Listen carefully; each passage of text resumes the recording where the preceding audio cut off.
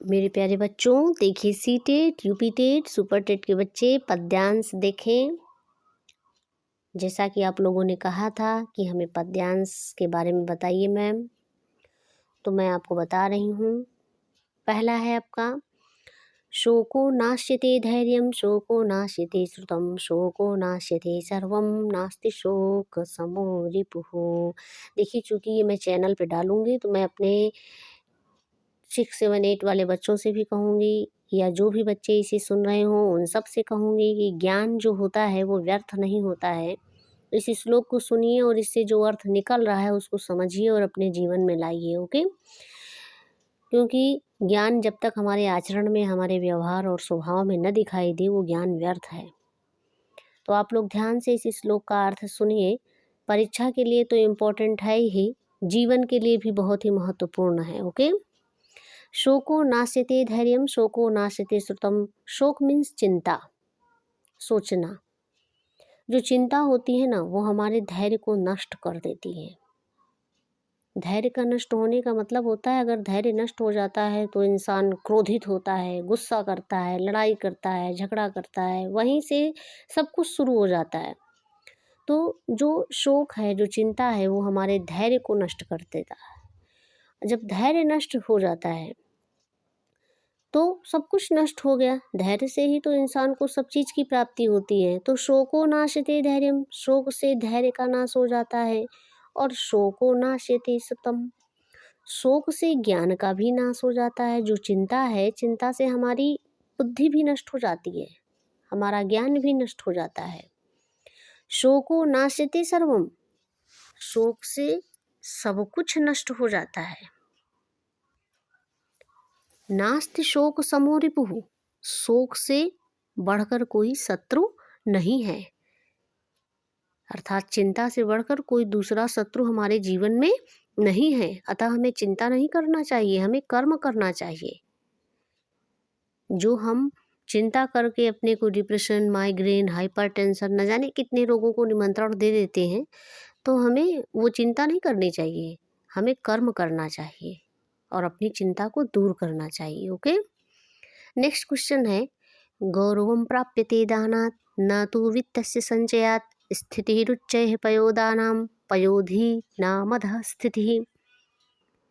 दान करने से गौरव और यश की प्राप्ति होती है, न कि धन के संचय से। न जाने कितने धनाढ्य यहाँ पर हैं, लेकिन जो दान देते हैं उन्हीं का नाम ऊपर होता है। जैसे आपका वो जो रतन टाटा हैं और सोनू सूद वगैरह हैं, जिन्होंने कोरोना काल में भारत को बहुत अधिक मात्रा में दान दिया, तो आज भी हम लोग यश से, खुशी से उनका नाम लेते हैं ना। उन लोगों ने आपातकाल में भारत को दान दिया।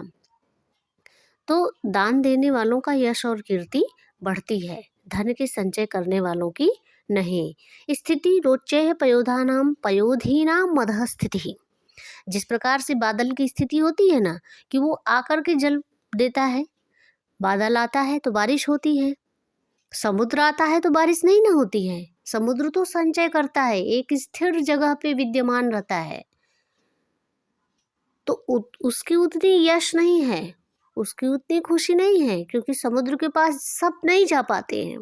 लेकिन बादल तो सबके पास जाता है और सबको जल देता है।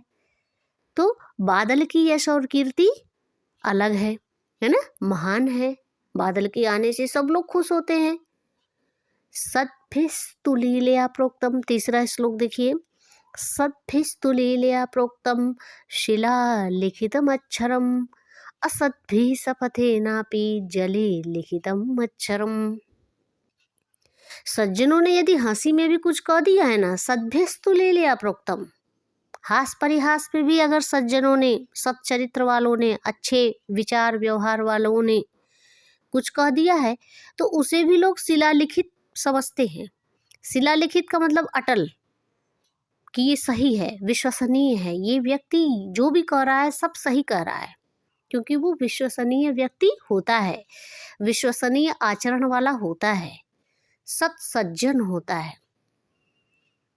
और यदि सज्जन नहीं है, असज्जन है, असद्भिः सपतेनापि जले लिखितमक्षरम।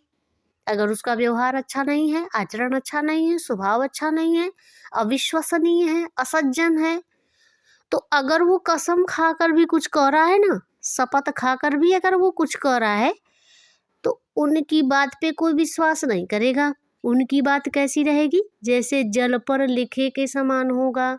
अगर आप जल पे कुछ लिखेंगे तो वो दिखाई देगा? नहीं दिखाई देगा। दिखाई भी देगा तो तुरंत थोड़ी देर में हट भी जाएगा। तो वो क्या है? अविश्वसनीय है। तो सज्जनों की कही हुई बात शिलालेख के समान है, असज्जनों की कही हुई बात जल पर लिखे हुए के समान है। इसीलिए हमें किस श्रेणी में रहना चाहिए? सज्जनों की श्रेणी में रहना चाहिए। हमें सत आचरण करना चाहिए, अच्छे स्वभाव का होना चाहिए कि लोग आप पे विश्वास करें। ओके। भवन्ति नम्रास्तरवः फलोत्गमयः नवाम्भूभिर्भुवि विलम्बनो घनाः। अर्थात भवन्ति नम्रास्तरवः, फल आने पर वृक्ष झुक जाते हैं।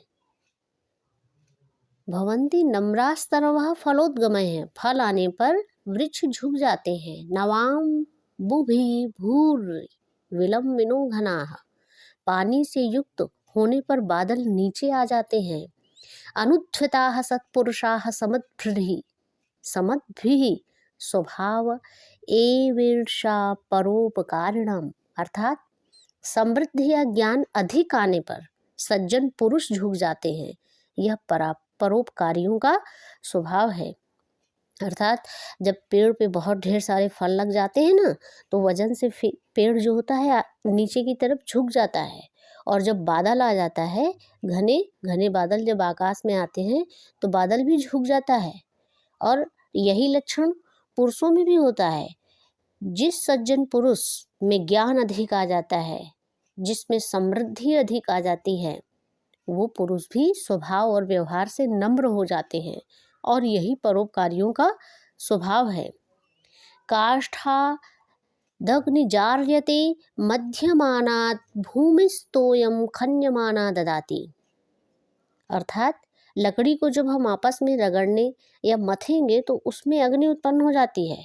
और भूमि को जब हम खनते रहेंगे ना, तो जल की उत्पत्ति होगी। सोहर्षाणाम नास्य साध्यम नाराणाम मार्गरब्धाः सर्वयत्नाः फलन्ति। उसी प्रकार उत्साही मनुष्य के लिए कुछ भी असंभव नहीं है।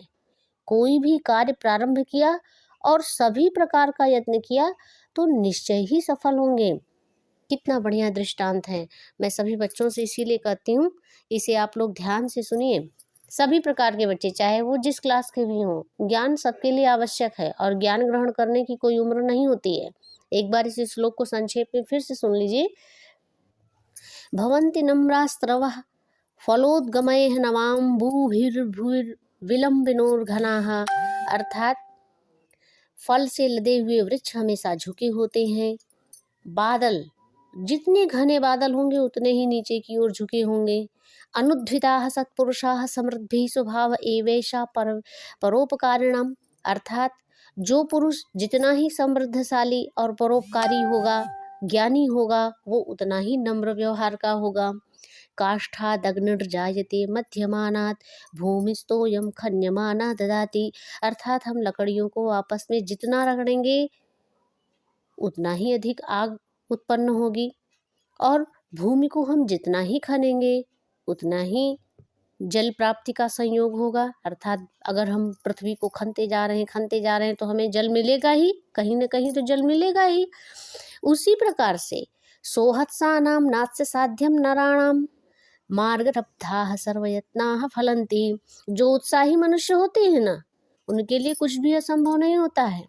जो मेहनती होते हैं, जो परिश्रमी होते हैं, जो उत्साह से भरे हुए होते हैं, उनके लिए कोई भी लक्ष्य दूर नहीं होता है, अप्राप्य नहीं होता है। वो मेहनत करते हैं। कोई भी कार्य प्रारंभ करने के लिए जब भी प्रारंभ करते हैं तो वो सभी प्रकार का यत्न करते हैं, सभी प्रकार का परिश्रम करते हैं और निश्चय ही वो सफल होते हैं। इसीलिए मेरे प्यारे बच्चों, जो भी लक्ष्य आपने निर्धारित किया है उस पर मेहनत करो, निश्चय ही आप सफल होंगे। ओके। मैं क्वेश्चन आंसर आपको नेक्स्ट वीडियो में डालूंगी। Okay, thank you all of you. हाँ, माय बिलव्ड चिल्ड्रन, जो मैंने डाला था अभी श्लोक और अर्थ बताया आपको, उसी का ये क्वेश्चन आंसर है। एक बार मैंने इसको सॉल्व कराया है, एक बार फिर से देख लीजिए। तरवः केन कारणेन नम्राः भवन्ति। मैं ऑप्शन दे रही हूँ, जब तक ऑप्शन दे रही हूँ तब तक आप लोग गेस कर लीजिए, उसके बाद मैं आंसर बताऊंगी। तरवः केन कारणेन नम्राः भवन्ति, नम्राः भवन्ति बहुवचन है। ऑप्शन नंबर 1 है समृद्धिभिः, ऑप्शन नंबर 2 है पुष्पोदगमैः, सी है ऑप्शन आपका नवाम्बुभिः, डी ऑप्शन है आपका फलोदगमय है। अब आपको ये बताना है इसमें से ऑप्शन कौन सही है। ओके, सोच के रखिए, तब से मैं दूसरा क्वेश्चन बता रही हूँ। आंसर मैं आपको शॉर्ट में लास्ट में दूंगी, तब तक में आप गेस करिए। पहले वाले वीडियो में मैंने क्वेश्चन आंसर सॉल्व कराया है। सेकंड है आपका केशाम वचनम शिलालिखितम अक्षरम यो भवति। ऑप्शन नंबर 1 है पयोधिनाम, ऑप्शन नंबर 2 है नराणाम, ऑप्शन नंबर 3 है आपका सताम, ऑप्शन नंबर 4 है परोपकारिणाम। अब आपको इसमें से चूज करना है कौन सा ऑप्शन सही है। ओके, फिर थर्ड है आपका, अच्छा मैं अर्थ बता दे रही हूँ क्वेश्चन का। केशाम वचनम शिला लिखितम अक्षरम यो भवति, किसका वचन पत्थर पे लिखा हुआ होता है, यानी कि वो बोल दे तो वो वचन टल नहीं सकता, जैसे पत्थर पे लिख गया है मिट नहीं सकता, उसी प्रकार का हो जाता है। तो ऐसे कौन से लोग हैं, मैंने ऑप्शन बताया है, सोच के रखिए। तीसरा है आपका काष्ठात इत्यस्य किम विशेषण मात्र प्रयुक्तम। काष्ठात इत्यस्य किम विशेषण मात्र प्रयुक्तम, जो काष्ठात है इसका विशेषण क्या है, विशेषण मात्र प्रयुक्त क्या है।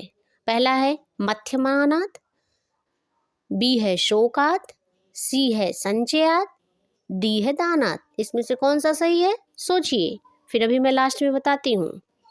4 है आपका वही इत्यर्थे किम पर्याय पदम मात्र प्रयुक्तम, वही इस अर्थ का पर्याय पद क्या प्रयुक्त हुआ है। ऑप्शन नंबर 1 है गौरवम, बी है अग्नि, सी है घनाः, डी है भूमि। कौन सा सही है आप बताइए, फिर मैं आपको आंसर लास्ट में बताऊंगी। 5 है आपका अलसानाम इत्यस्य किम विलोम पदम अत्र प्रयुक्तम, ए है पयोदानाम, बी है सोत्साहानाम, सी है नराणाम, डी है परोपकारिणाम।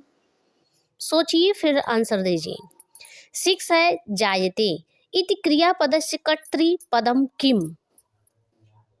जायते इसका क्रियापद क्या है, कर्तृपद क्या है। तो पहला है रिपु, दूसरा है शोका, तीसरा है भूमि, चौथा है अग्नि। अब आपको ये बताना है कि इन चारों में से कौन सा सही है। ओके, तो अब आपका समय शुरू होता है। अब आप सोच करके बताएंगे कि कौन सा आंसर सही है। चलिए मिलाइए, मैं आपको बताती हूँ। क्वेश्चन नंबर 1 का डी सही है, क्वेश्चन नंबर 2 का सी सही है, क्वेश्चन नंबर 3 का ए सही है, क्वेश्चन नंबर 4 का डी सही, बी सही है, क्वेश्चन नंबर 4 का बी सही है, और क्वेश्चन नंबर 5 का भी बी सही है, और क्वेश्चन नंबर 6 का डी सही है। इस प्रकार से C TET, UP TET, super TET में आने वाले पद्यांशों का विश्लेषण मैंने कर दिया है विथ क्वेश्चन आंसर। मैं आशा करती हूँ कि आप सब बच्चों को समझ में आ गया होगा। नेक्स्ट वीडियो में मैं आपको नेक्स्ट पद्यांश के साथ मिलूंगी। Okay, thank you all of you.